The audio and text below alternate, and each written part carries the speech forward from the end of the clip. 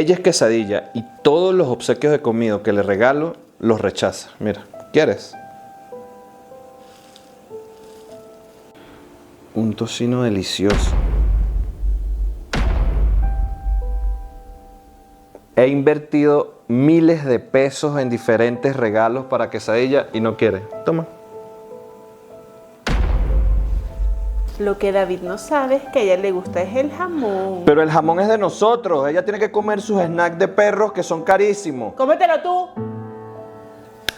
Pues están buenísimas, ¿por qué no te gustan? Son buenísimas. Le voy a ofrecer jamón y cuando abra la boca, ¡pum!, le meto el tocino.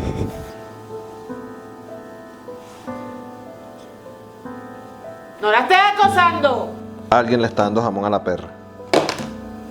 Ah, pero no fuera papel higiénico porque ahí sí se come todo un rollo completo.